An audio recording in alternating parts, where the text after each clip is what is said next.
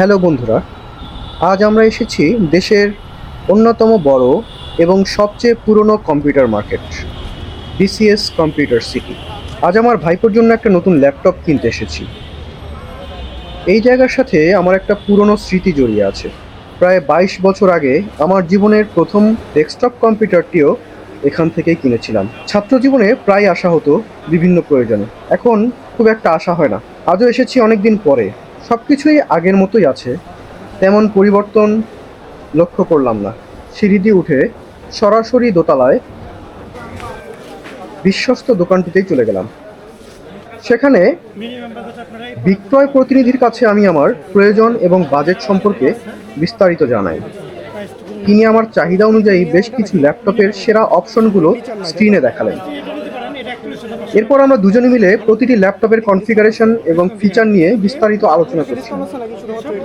একজন নতুন ব্যবহারকারীর জন্য কোন ব্র্যান্ড বা মডেলটি সব থেকে ভালো হবে তা নিয়ে অনেকক্ষণ কথা বলার পর আমরা একটি এন্ট্রি লেভেল ল্যাপটপ চূড়ান্ত করি।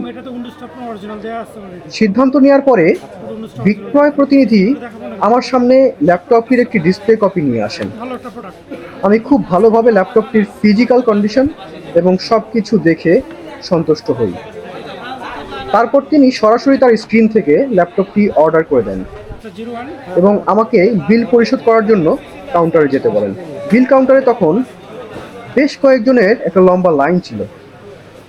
এই ফাঁকে আমি দোকানের ডিসপ্লেতে সাজানো অন্য গ্যাজেটগুলো দেখতে শুরু করি। টেকনোলজি সম্পর্কিত গ্যাজেটগুলো আমাকে সবসময় খুব টানে।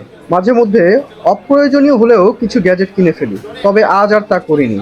এর মধ্যেই কাউন্টারে ভিড় কমে যায় এবং আমি দ্রুত বিলটি পরিশোধ করে দিই। বিল পরিশোধের পর দোকানের একজন প্রতিনিধি আমাদের সঙ্গে করে ল্যাপটপটি কনফিগার করার জন্য তাদের নিজস্ব সার্ভিস সেন্টারে নিয়ে যায়। প্রায় 40 মিনিটের মতো অপেক্ষা করার পরে ল্যাপটপটির কনফিগারেশন সম্পূর্ণ হলে সব কিছু বুঝে নিয়ে আজকের মতো আমি বিসিএস কম্পিউটার সিটি থেকে বিদায় নিই। কেমন লাগলো আজকের এই ভিডিও এবং আমার ল্যাপটপ কেনার অভিজ্ঞতা অবশ্যই কমেন্ট করে জানাবেন।